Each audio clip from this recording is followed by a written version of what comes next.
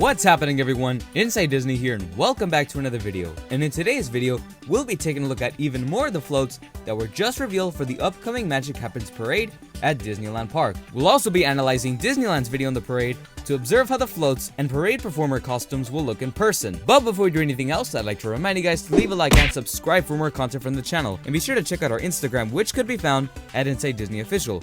So with that said, let's jump right into the video. Just recently, Disney has given us a look at even more of the magic that will happen during the Magic Happens parade. And this is beyond what was announced previously, which covered the parade's premiere date and inclusion of the Frozen 2 and Maui floats. Be sure to go check out our video on the topic with the link in the description box below. That aside, let's begin observing the new parade floats that were just unveiled. So the stories that will now be represented in Magic Happens are the Sword in the Stone, Cinderella, and Princess and the Frog. And that gives us 3 new parade floats, which means that we have 8 parade floats in the parade that we know of so far. These 3 new floats are meant to represent some sort of transformation sequence in their based films. For instance, in the Sword in the Stone float, we have Arthur pulling out a sword in the stone to prove that he is worthy enough to be a king on the throne. Also featured on this float is the rare character Merlin. In the Cinderella float, we have Cinderella standing inside her pumpkin carriage that is slowly transforming into a real carriage as seen towards the bottom of the float. Pretty neat concept, right? And lastly, we have the Princess and the Frog float themed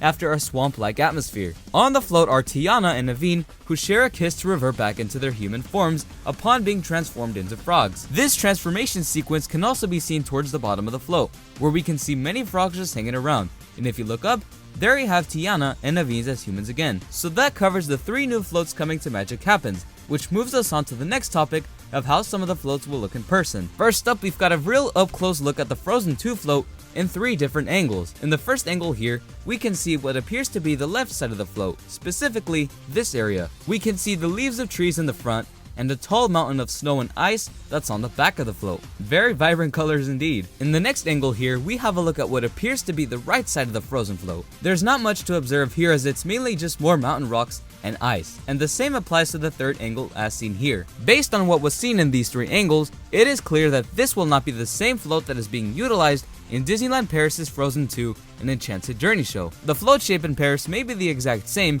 however the design of the ice and coloration of the float itself differs from Disneyland's, not to mention Paris' version of the float does not come with the trees as pictured here. With that out of the way, let's begin observing the Coco Float, or at least the bottom of it. This portion of the Coco Float appears to be what's on the bottom of the stage Hector and Imelda stand upon. Here we can see some excellent representation of how a pueblo or town looks like in Mexico. There's colored buildings everywhere along with skull-shaped designs on the windows of this building to reference the Mexican holiday, Dia de los Muertos. And though those may have just been small observations, that's all of what there is to observe for the floats and piers in person. So now let's move on to the final section of the video where we observe the costumes being utilized in this parade. In this screenshot here is what the performers of the Coco unit will wear. It's an orange dress with various flower designs that definitely provide a sort of Mexican theme vibe. Then we have a costume that appears to be a sort of Maleficent inspired design. This might just be what will be utilized during the grand finale of the parade, which also happens to be the Sleeping Beauty unit. After that, we have even more costumes to observe, though we're not entirely sure who these costumes are meant to represent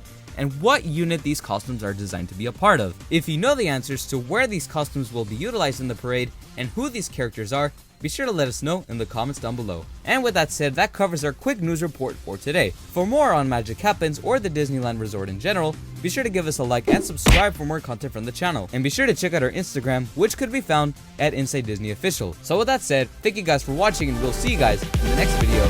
Take care of yourselves and have yourselves a great one.